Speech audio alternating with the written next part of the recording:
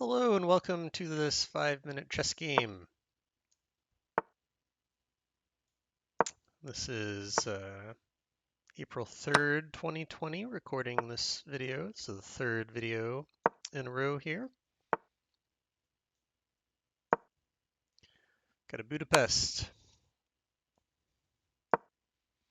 Playing Daemonhun from Hungary. Is that Hungary? Yes.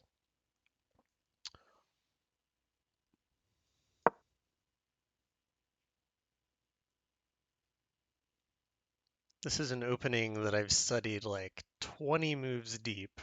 And, of course, I don't remember that far for most of the lines. So we'll see how far I can get.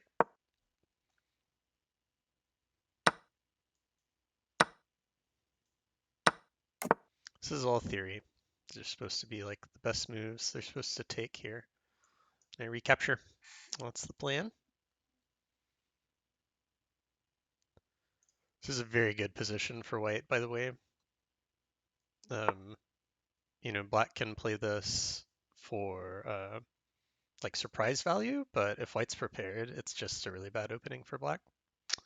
And I think that's a mistake. Actually, I think d6 is a mistake. I think you're supposed to take here because now I'm pretty sure I can play knight b3, and now, or maybe that's not the move, because what I really want to do is trap the bishop, right?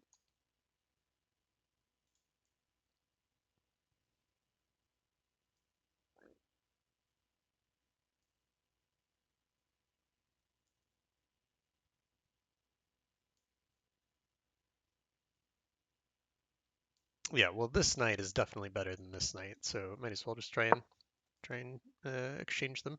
I'm also getting ready here for a3 and b4, and this bishop would be stranded.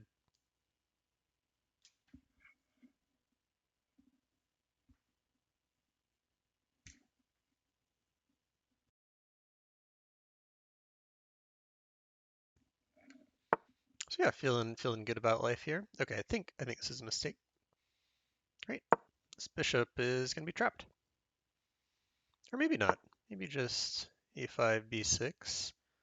There are some lines where you like sack a pawn though, and you get good initiative.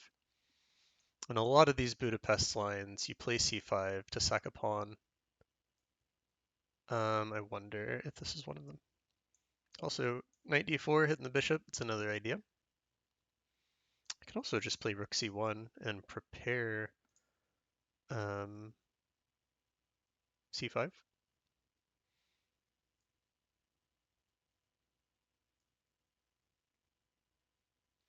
Yeah, this particular position I don't like sacking because after the smoke clears, we'll have the bishop on this square with the queen. They would both be eyeing the a3 square, so I couldn't really move my rook over without dropping another pawn. So yeah, let's just get the rook over.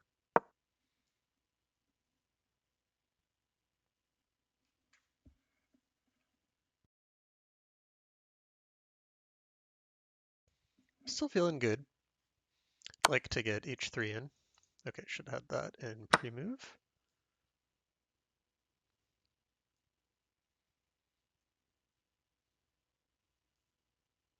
I mean, this bishop is out of the game, right? They're not doing anything. This is well defended. Just get a flight square. I wonder if I could have taken on b7 earlier.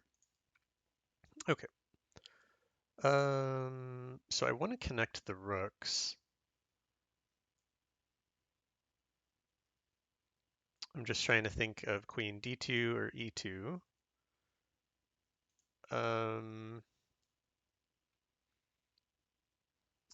E2 would give some more protection over here. The only problem is the rook might come over. I mean, the rook could come over to either one of these, really. Also a question of c5, d takes c5, b takes c5, bishop takes c5. I just don't see how that's really helping me. Be nice to prepare that, though. Ooh, you know what? What would be nice, actually? I was thinking queen d5, but then bishop e6. Although, you know what? Then I can come over. I can come over to... Oh, thanks. That was nice of this, my opponent, to remind me of time. Yep. Let's do this. This is a nice aggressive move. Bishop e6, queen h5, and I'm attacking the queen side. Yep, this is looking good.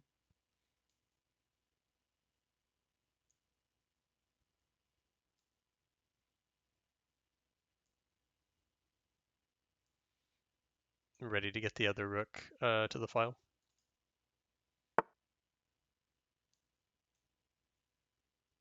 Oh, wait, the bishop's trapped. Bishop is trapped. Or no, it's not. It'll have to go to a5 though.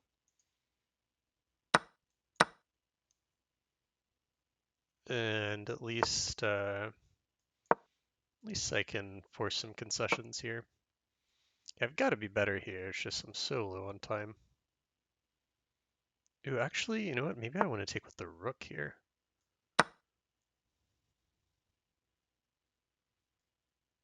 Okay, up pawn, down on time. I wonder about this move. That might be nasty. If they let me get in bishop e5, hitting the queen.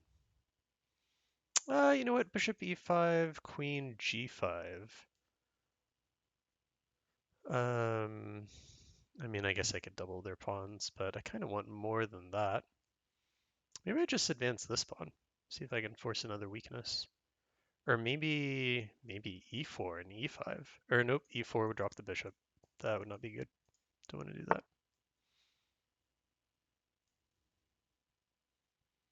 Oh, I really want to avoid the queen trade here.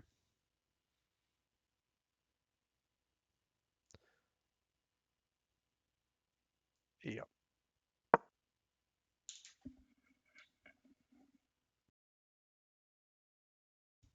And yeah, this isn't a blunder because g5, queen g3, and yeah, I'm on this 3 times, this pawn here. 1, 2, 3 times.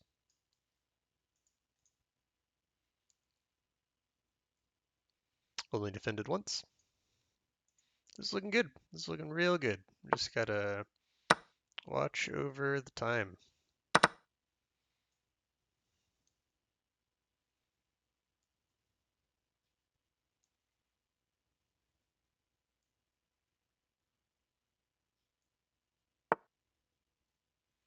And now I think I am happy with a queen trade.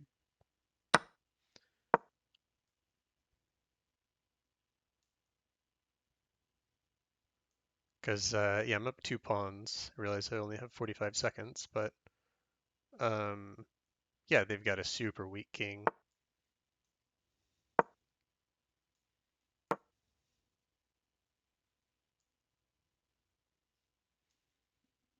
Just gotta keep the pressure on. Don't let time get too far down here. Got this check available.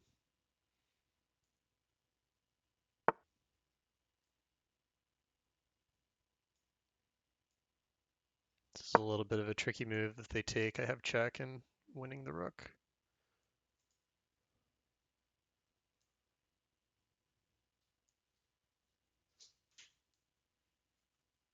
Yeah, this should be difficult for them. It's nice that they're finally getting low on time as well.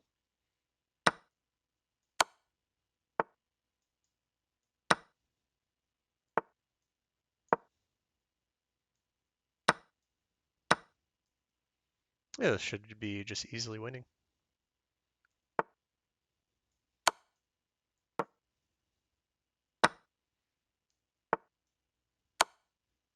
Just keep it super simple.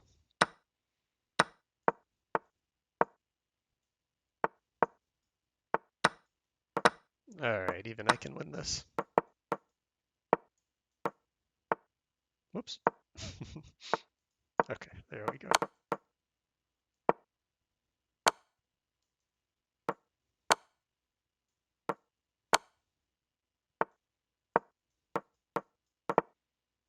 just make sure we don't have any stalemates before we queen. No, he's got several squares here. There we go. Step ladder action, checkmate. All right. Very nice. Cool. Okay, so that was a fun game. Yeah, I'm sure I had some. I'm sure I had some. He wants revenge.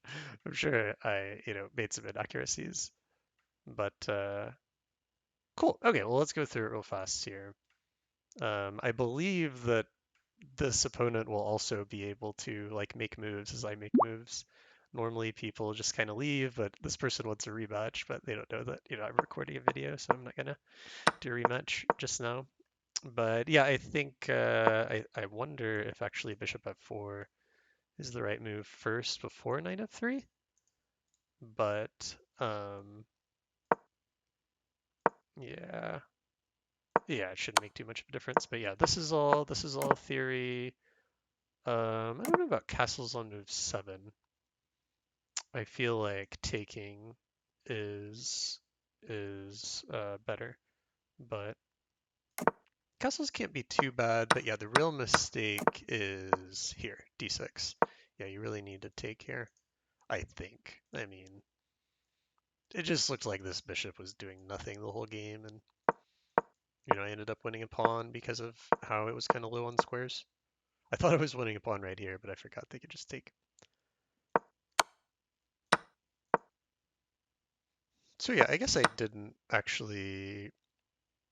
I thought I was on b7 earlier, but I wasn't.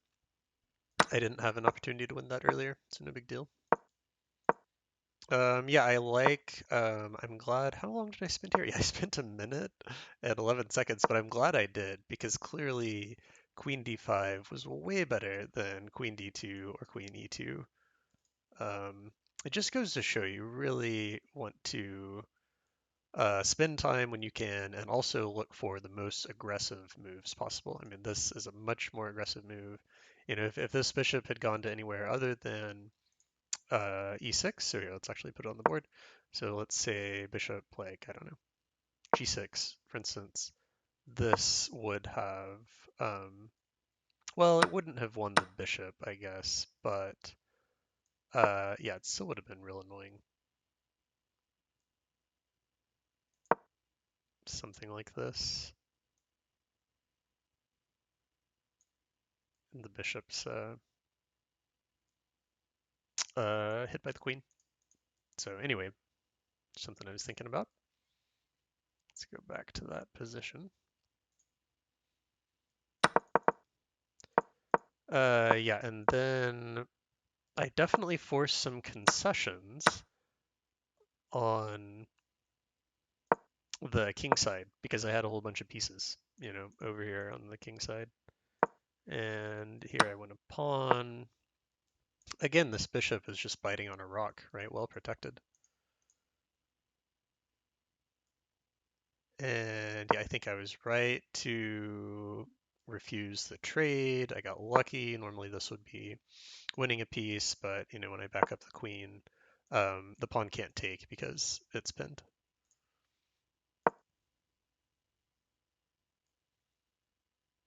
Ooh, I really don't like that move. Yeah, it weakens the bishop, weakens g6. Yeah, I don't get the point of that move. I think black should have I think black should have gone bishop d5 here. That probably would have won this pawn. But yeah, now I win another pawn, and yeah, here I'm just up 2 pawns, and this is a completely winning endgame. And yeah, I had this one little tactic that's kind of nice because, well, yeah, I mean, as you saw in the game, when the bishop takes, I just win the rook, and up the exchange and 2 pawns, and a lot of times when you're up material like this and it's just completely winning, one thing you ask yourself is, okay, if this were just a king and pawn endgame, like would it be winning or not? And here, obviously it is, because my king is going to have easy activity and their king isn't going to be able to protect, both sides of the board. Principle of two weaknesses idea. And yeah, I just had to be sure to not allow a seal mate at this point. And yeah, I think I did just fine with that. Still had plenty of time. Cool, okay, thanks for watching.